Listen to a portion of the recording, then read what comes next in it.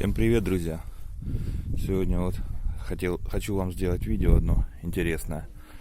Ну, как бы оно есть уже у меня на канале в сериях старых, там где про седан, видео еще с другого канала. Но его мало кто смотрит, я так понимаю. И вот считаю, что повторяюсь. Ну, для вас, в общем, снимаю, так как веду борт-журнал именно этого автомобиля, да. И некоторые идеи, возможно, уважаемые мои подписчики и также владельцы данных автомобилей, которые тоже ведут видео, могут совпадать с вами. Но это не значит, что я у вас там что-то ворую, ваши какие-то видео или идеи. Просто я то же самое делаю, возможно, если там меня чем-то заинтересовало, и я решил использовать ваши какие-то новшества или какие-то доработки, колхозинг на этом автомобиле. Поэтому я никогда к себе лавры не приписываю какие-либо, да, а сразу говорю, что я снимаю видео борт-журнал своего автомобиля. Это для вас показываю.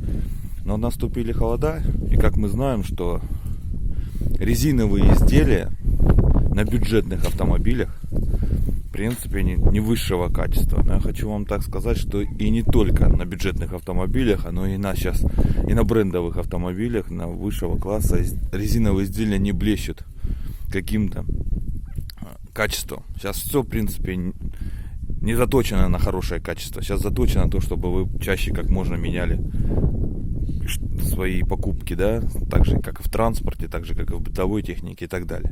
Но вот наступили холода, в общем, к чему я хочу перейти, да, наступили холода, и у меня появился сзади скрип.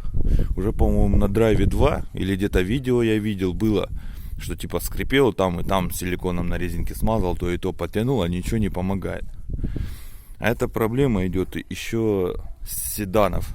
Но я думал, что у меня на СВ это минует, но не тут-то было. Оно и на СВ осталось. В общем, резиновые изделия на АвтоВАЗе в лучшую сторону не поменялись.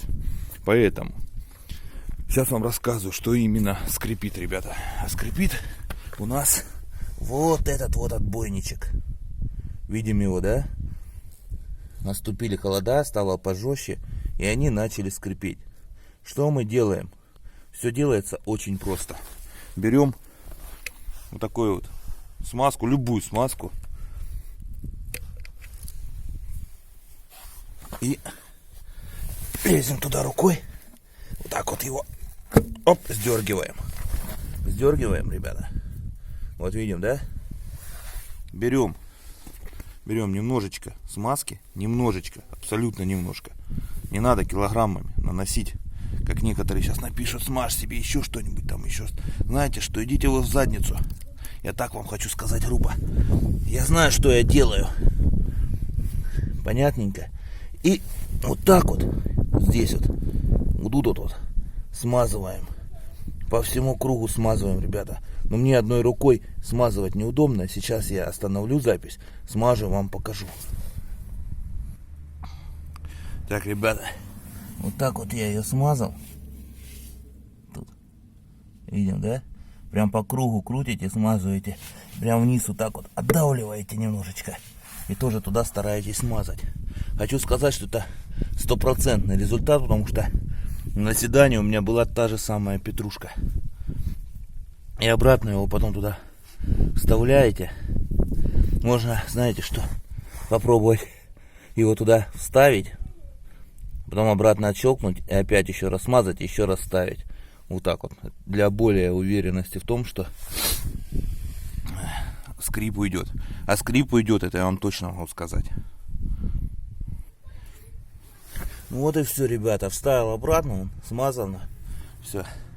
Любую смазку я вот такую какую нашел и смазал. То же самое делаем и с другой стороны. Ребята, и скрипы пропадают. Это уже проверено. Все. Всем удачи. Спасибо. Вот такое вот короткое видео.